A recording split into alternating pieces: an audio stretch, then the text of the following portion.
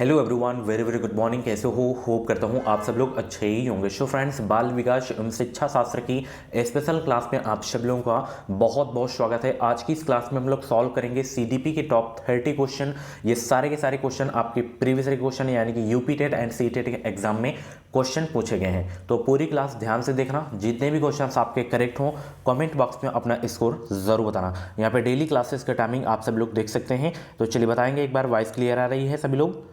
चलिए, good morning. Video को like कर दीजिए सभी लोग।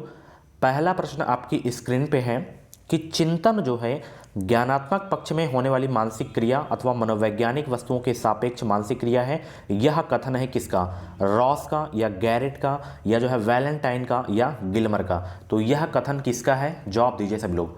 पहला का राइट आंसर क्या होगा? जवाब दीजिए सब लोग। इस बार CTET and UP TET exam को क्वालिफाई करना है तो अभी कभी एजुकेशन मिसाइल यूट्यूब चैनल को सब्सक्राइब कर लीजिए। इस चैनल से आपको निश्चित ही मदद मिलेगी। जो भी टीचिंग एग्जाम की अपडेट आएंगी वो अपडेट आपको सबसे पहले हमारे चैनल के माध्यम से ही देखने को मिलेगी। तो ये जो कथन है ये रॉस का कथन है। किसका कथन है? रॉस का। अगला प्रश्न आपकी स्क्रीन पे है, विशिष्ट व्यवहार तथा विचार के रूप में व्यक्तित्व को किसने परिभाषित किया है? ड्रेवर ने, वुडवर्थ ने या डेसिल ने या आल्पोर्ट ने? बताइए, विशिष्ट व्यवहार तथा विचार के रूप में व्यक्तित्व को किसने परिभाषित किया? दूसरा का जवाब दीजिए सब लोग। विशिष्ट व्यवहार तथा विचार के रूप में व्यक्तित्व को किसने परिभाषित किया? तो यह परिभाषित किया गया है आल्पोर्ट के द्वारा। दूसरा का डी आपका बिल्कुल करेक्ट हो जाएगा। अगला प्रश्न आपकी स्क्रीन पे है, सामाजिक अधिगम सिद्धांत का प्रतिपादन किया था किसने? स्किनर ने या बंडूरा ने या वुडवर्थ ने या लिंडग्रेन ने? बताइए सब लोग, सामाजिक अधिगम सिद्धांत का प्रतिपादन किया है किसने? तीसरा का राइट आंसर क्या होगा? जवाब दीजिए सब लोग। तो सामाजिक अधिगम सिद्धांत का प्रतिपादन किया है किसने? यह प्रतिपादन किया गया है बंडूरा के द्वारा। यहां पे तीसरा का सी आपका बिल्कुल करेक्ट हो जाएगा। अगला प्रश्न है, तुलनात्मक निर्णय का नियम संबंधित है बुद्धिलब्धि से या अभिक्षमता से या अभिवृत्ति से या रुचि से? तो बताइए, तुलनात्मक निर्णय का नियम संबंधित है किससे? 4 का राइट आंसर क्या होगा? जवाब दीजिए सब लोग। आंसर सोचने का अगर आप लोगों को ज़्यादा समय चाहिए तो आप लोग वीडियो को रोक भी सकते हैं। तुलनात्मक निर्णय का नियम संबंधित है किससे? तो ये संबंधित है अभिवृत्ति से। किससे संबंधित है? अभिवृत्ति से। बी आपका बिल्कुल करेक्ट हो जाएगा। अगला प्रश्न है, अभिक्षमता होती है जन्मजात या अर्जित या ए व बी दोनों या उपयुक्त में से कोई नहीं? बताइए, अभिक्षमता होती है तो अभिक्षमता होती है जन्मजात। क्या होती है? जन्मजात होती है। 5 का ए आपका बिल्कुल करेक्ट हो जाएगा। गैरेट ने अभिप्रेरकों को कितने भागों में विभक्त किया है? बताइए सब लोग, गैरेट ने जो है अभिप्रेरकों को कितने भागों में विभक्त किया है? 2 भागों में, 4 भागों में, 3 भागों में या 5 भागों में?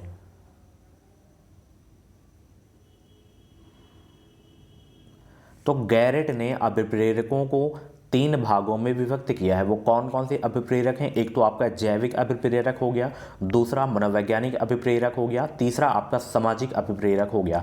तो यहाँ पे छठा का जो आपका आंसर सही होगा बी वाला बिल्कुल करेक्ट हो जाएगा। अगला प्रश्न आपकी स्क्रीन पे आ गया है कि क्रो ने 70 से कम बुद्धिलब्धि वाले बालकों को कहा है क्या? श्रेष्ठ बालक या सामान्य बालक या मंद बुद्धि बालक या पिछड़े बालक? तो क्या कहा गया है क्रो के द्वारा? जिनकी बुद्धिलब्धि जो है 70 से कम है उनको मंद बुद्धि बालक कहा गया। क्या कहा गया है? मंद बुद्धि बालक कहा गया। 7 का बी आपका बिल्कुल करेक्ट हो जाएगा। परंपरागत तरीके से हटकर किसी नवीन ढंग से सोचना या चिंतन करना कहलाता है क्या? सृजनात्मकता या अमूर्तता या तार्किकता या प्रयोगवादिता? क्या कहलाता है? परंपरागत तरीके से हटकर किसी नवीन ढंग से सोचना या चिंतन करना कहलाता है क्या? तो वो कहलाता है सृजनात्मकता। यहाँ पे 8 का ए आपका बिल्कुल करेक्ट हो जाएगा। अगला प्रश्न है, प्रयोगात्मक मनोविज्ञान के जनक है कौन? प्रयोगात्मक मनोविज्ञान के जनक हैं सिगमंड फ्राइड या डब्ल्यू वुंट या पावलोव या वाटसन? बताइए, प्रयोगात्मक मनोविज्ञान के जनक है कौन? 9 का जवाब दीजिए सब लोग। प्रयोगात्मक मनोविज्ञान के जनक हैं कौन? तो वो हैं डब्ल्यू वुंट। कौन है प्रयोगात्मक मनोविज्ञान के जनक? डब्ल्यू वुंट है। 9 का सी आपका बिल्कुल करेक्ट हो जाएगा। अगला प्रश्न आपकी स्क्रीन पे है, गिलफोर्ड के अनुसार जो है बुद्ध की विमा है विषय वस्तु या संक्रिया या उत्पात या उपयुक्त छवि? 10 का राइट आंसर दीजिए सब लोग। गिलफोर्ड के अनुसार जो है बुद्ध की विमा है तो विषय वस्तु भी है, संक्रिया भी है, उत्पाद भी है, यहाँ पे उपयुक्त सभी आपका आंसर सही हो जाएगा। अगला प्रश्न, यदि पियाजे के संज्ञानात्मक विकास के सिद्धांत के विकास अवस्थाओं को निम्नवत दर्शाया जाए तो मानसिक संक्रिया की जटिलता का सही क्रम होगा क्या? बताइए क्या सही क्रम होगा? 11 का राइट आंसर दीजिए सभी लोग। कुछ भी डाउट्स है तो मुझे आप लोग इंस्टाग्राम पे फॉलो करके डीएम कर सकते हैं। इंस्टाग्राम आईडी की लिंक वीडियो को डिस्क्रिप्शन बॉक्स में दे दिया हूँ, फॉलो करें, आप लोग मुझसे बातचीत कर सकते हैं। 11 का राइट आंसर क्या होगा? तो यहाँ पे देखिए जो आपका जो सही क्रम होगा इसमें वो कौन सा होगा? यहाँ पे सबसे पहले आपका जो आएगा संवेदीगामक अवस्था आएगा, उसके बाद पूर्व संक्रियात्मक अवस्था आएगा। बिल्कुल सीरियल ये सही है, ये वाला, ठीक है, ये वाला, ठीक है। चलिए बहुत अच्छे। अगला प्रश्न है, जेरोम ब्रूनर ने जो है संज्ञानात्मक विकास के सिद्धांत के अंतर्गत कितनी अवस्थाओं का उल्लेख किया है? जेरोम ब्रूनर ने संज्ञानात्मक विकास के सिद्धांत के अंतर्गत कितनी अवस्थाओं का उल्लेख किया है? 2, 4, 3, 5।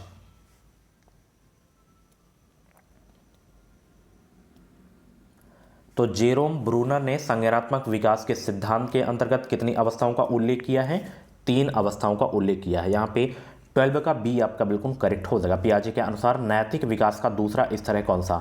नैतिक समानता, नैतिक सापेक्षता या नैतिक यथार्थता या नैतिक निर्णय? 13 का जवाब दीजिए। पियाजे के अनुसार नैतिक विकास का दूसरा स्तर कौन सा है? तो पियाजे के अनुसार नैतिक विकास का दूसरा स्तर जो है आपका नैतिक समानता है। 13 का ये आपका बिल्कुल करेक्ट हो जाएगा। अगला प्रश्न है, किस मनोवैज्ञानिक ने अपने सीखने के सिद्धांत में अर्थपूर्ण सीखने पर अधिक महत्व दिया है? ऊसुबेल या बंडूरा या थॉर्नडाइक या कार्ल रोजर्स? किस मनोवैज्ञानिक ने अपने सीखने के सिद्धांत में अर्थपूर्ण सीखने पर अधिक महत्व दिया है? 14 का जवाब दीजिए सभी लोग। सभी को गुड मॉर्निंग, सभी को गुड मॉर्निंग। तो वो मनोवैज्ञानिक कौन है डियर? वो है ऊसुबेल। कौन है? ऊसुबेल। अगला प्रश्न है, भाषा कौशल के मुख्यतः कितने कौशल हैं? 15 का जवाब दीजिए सब लोग। भाषा कौशल के मुख्यतः जो है कितने कौशल हैं? 3, 4, 5, 2।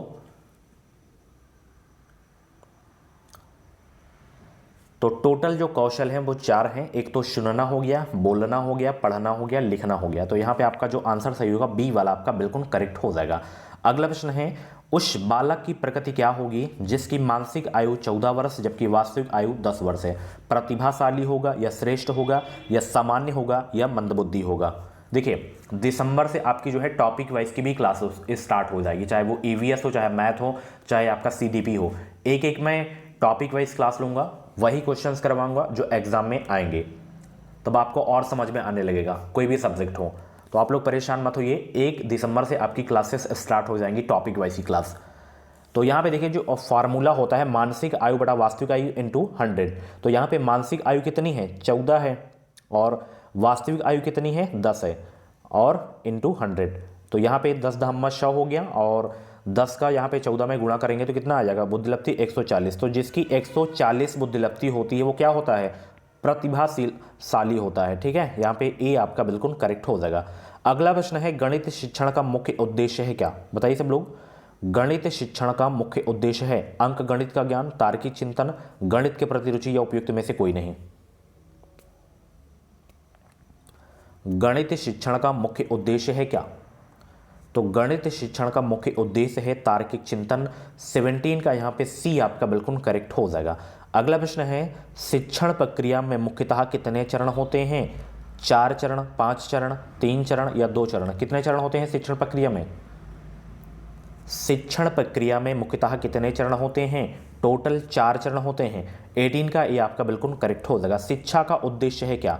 आजीविका की जो है व्यवस्था करना, या मूल्यों का विकास करना, या पढ़ना लिखना सीखना, या सर्वांगीण विकास? बताइए शिक्षा का उद्देश्य है क्या?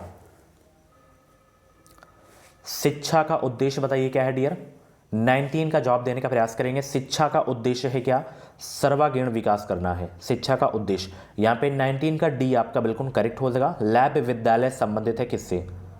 लैब विद्यालय संबंधित है किससे? बाल केंद्रित शिक्षा से, समावेशी शिक्षा से, या प्रगतिशील शिक्षा से, या विशिष्ट बालकों की शिक्षा से? 20 का राइट आंसर क्या होगा? जवाब दीजिए सब लोग। 20 का जवाब दीजिए सभी लोग। तो यहां पे लैब विद्यालय संबंधित है किससे? प्रगतिशील शिक्षा से संबंधित है। यहाँ पे 20 का बी आपका बिल्कुल करेक्ट हो जाएगा। एक बालक की बुद्धिलब्धि 85 है, वह बालक सामान्य बुद्धि का है, ये जड़ बुद्धि का, या अल्प बुद्धि या मंद बुद्धि, बताइए। एक बालक की बुद्धिलब्धि 85 है, वह बालक है, कौन सा बालक होगा बताइए। एक बालक की बुद्धिलब्धि 85 है, वह बालक है, मंद बुद्धि होगा। यहाँ पे 21 का डी आपका बिल्कुल करेक्ट हो जाएगा। अगला प्रश्न है मूल्यांकन त्रिकोण का भाग है शिक्षण उद्देश्य या जो है अधिगम अनुभव या मूल्यांकन या उपयुक्त छवि। मूल्यांकन त्रिकोण का भाग है 22 का राइट आंसर क्या होगा, जवाब दीजिए सब लोग भाई। तो मूल्यांकन त्रिकोण का भाग है, इसमें शिक्षण उद्देश्य भी, अधिगम जो है अनुभव और मूल्यांकन, तीनों है आपके मूल्यांकन त्रिकोण के भाग। यहाँ पे 22 का यहाँ पे आपका डी वाला बिल्कुल करेक्ट होगा।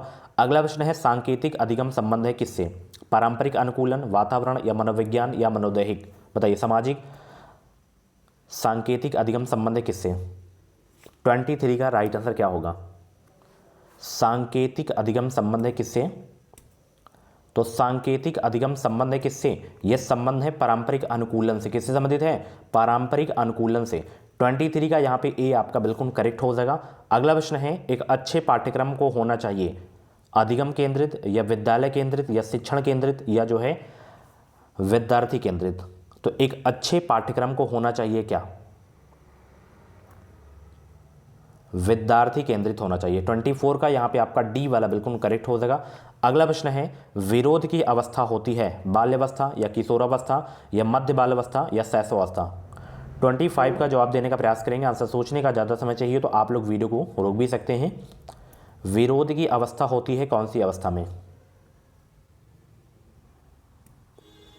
तो विरोध की अवस्था होती है किशोरावस्था में, ठीक है। यहाँ पे 25 का सी आपका बिल्कुल करेक्ट हो जाएगा। अगला प्रश्न है किंडरगार्टन विधि किस आयु सीमा के बालकों के लिए है, 2 से 4 वर्ष के लिए, 4 से 6 वर्ष के लिए, 4 से 8 वर्ष के लिए या 2 से 8 वर्ष के लिए। तो किंडरगार्टन विधि किस आयु सीमा के बालकों के लिए है, 26 का राइट आंसर क्या होगा, जवाब दीजिए सब लोग। किंडरगार्टन विधि किस आयु सीमा के बालकों के लिए है, तो ये है 4 से 8 वर्ष के बालकों के लिए। 26 का सी आपका बिल्कुल करेक्ट हो जाएगा। अगला प्रश्न है स्टैनले हॉल ने किशोरावस्था को कितने तत्वों के रूप में परिभाषित किया था, 4, 3, 2, 5। स्टैनले हॉल ने किशोरावस्था को कितने तत्वों के रूप में परिभाषित किया है, 4 तत्वों में परिभाषित किया गया है। यहाँ पे आपका ए वाला बिल्कुल करेक्ट हो जाएगा।